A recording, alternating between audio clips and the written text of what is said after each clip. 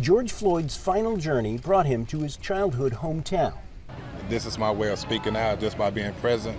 I would like to, holler and scream to the top of my lungs, because I know so many black, and I can't speak for every black man, but for everyone that I know someone that has a friend, a family member, a relative, someone that died from police brutality, and it needs to stop.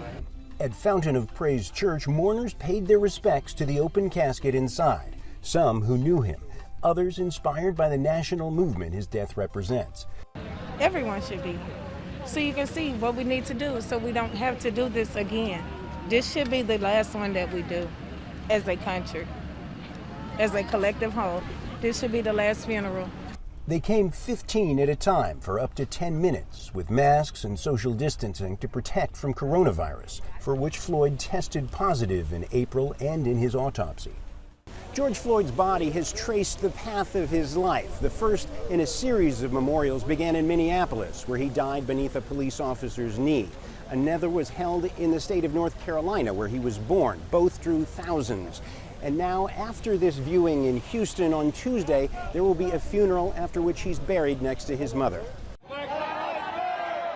His death has inspired nearly 2 weeks of protests from Washington, D.C. to Los Angeles. As mourners passed by Floyd's casket in Houston, the officer who knelt on his neck, Derek Chauvin, appeared in court in Minneapolis. Officer Derek Chauvin should be charged with capital murder because what he did was premeditated. He knew what he was doing. He should be treated like any other civilian would be treated if they would murder somebody like the way Mr. Floyd was murdered. On Tuesday, his funeral will feature the Reverend Al Sharpton, civil rights lawyer Benjamin Crump, and a video by former Vice President Joe Biden, who met privately with Floyd's family on Monday.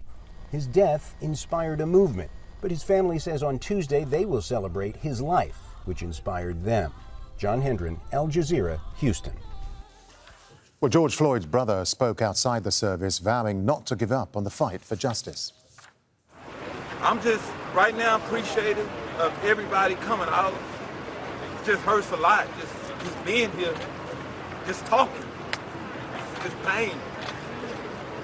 I just thank y'all so much for coming out to support us. And all the families that are here with me today, Michael Brown, Eric Garner, Aubrey, Breonna Taylor, everybody. Thank y'all. We will get justice. We will get it. We will not let this door close.